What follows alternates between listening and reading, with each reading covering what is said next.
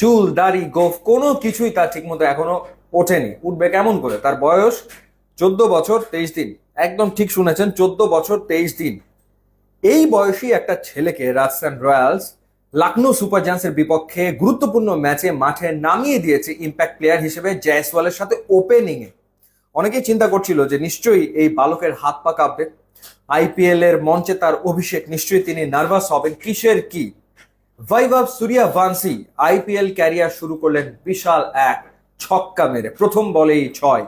এবং যে ইনিংসটা তিনি খেলেছেন 20 বলে 34 রান করেছেন, যেখানে তিনি 3টা ছক্কা হাঁকিয়েছেন, 2টো 4 মেরেছেন, 170 স্ট্রাইক রেটে ব্যাট করেছেন, জয়সওয়ালের সাথে ওপেনিং এ পার্টনারশিপ গড়েছেন 85 রানের। স্পেশাল যে তিনি বুঝিয়ে দিয়েছেন, যখন ঋষভ পান্ট তাকে স্টাম্পিং করলো এবং টিভি আম্পায়ার যখন তাকে আউট ঘোষণা করলো, মাঠ থেকে বেরিয়ে যাচ্ছেন দেখে মনে হচ্ছে যে কাঁদছেন তিনি, অর্থাৎ ইমোশনকে কন্ট্রোল করতে পারছেন না, কিছুটা আবেগী হয়ে গেছেন। বয়স এত কম, এত কচি, এই কারণে হয়তো বা চোখে জল এসে গেছে, কিছুটা তিনি আসলে ইমোশনাল হয়তো হয়ে গেছেন। এবার যদি এই বৈভব সূর্যবংশী সম্পর্কে আপনাদেরকে একটু জানাই, ইন্ডিয়া আন্ডার 19 টিমে হয়ে তিনি খেলেছেন। অস্ট্রেলিয়া আন্ডার 19 টিমের বিপক্ষে 58 বলে একটা সেঞ্চুরি করেছিলেন 4 দিনের ম্যাচে। সেই সেঞ্চুরিটা করে তিনি আসলে সবার নজরে পড়েন এবং আইপিএল এর অকশনে রাজস্থান রয়্যালস যখন তাকে 1,10,00,000 রুপিতে দলভুক্ত করে, তখন আসলে তাকে নিয়ে অনেক কথা হয়, আলোচনা হয়। এবং আমার মনে হয় যে অভিষেক ম্যাচেই তিনি আস্থার প্রতিদান কিছুটা হলেও আসলে দিতে পেরেছেন নিশ্চিতভাবে।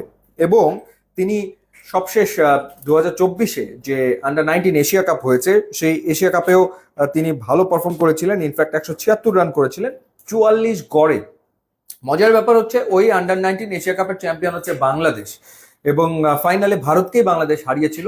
সেই ফাইনালেও কিন্তু খেলেছিলেন এই বৈভব সূর্যবংশী এবং তিনি 9 রান করে আউট হয়েছিলেন, 2টো 4 মেরেছিলেন এবং মারুফ মৃধার বলে তিনি আউট হয়েছিলেন।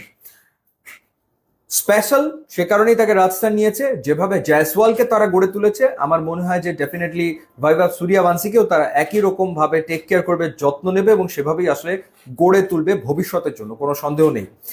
আমাদের ক্ষেত্রে মানে এই বয়সী কোনো ক্রিকেটারকে কি অভিষেক করানো হতো বিপিএল এ ট্যালেন্টেড হওয়ার পরও? আমার মনে হয় না, সেই কালচারটা তো আমাদের আসলে নাই। আমাদের দেশে হলে অনেকেই বলতো যে আরো পরে তার ডেবিউ করানো উচিত, আরো অপেক্ষা করা হোক, আর একটু পরিণত করা হোক, এরকমটা তো বিভিন্ন সময় আমরা শুনেছি, সেই কারণেই আসলে বলা।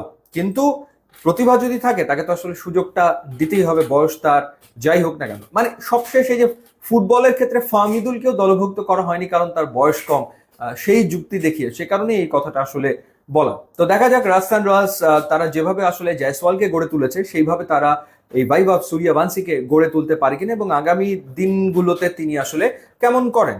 ইউটিউব ইনস্টাগ্রাম লিঙ্ক দেওয়া আছে, আপনারা যদি খুবই খুশি হবে। And thanks for watching.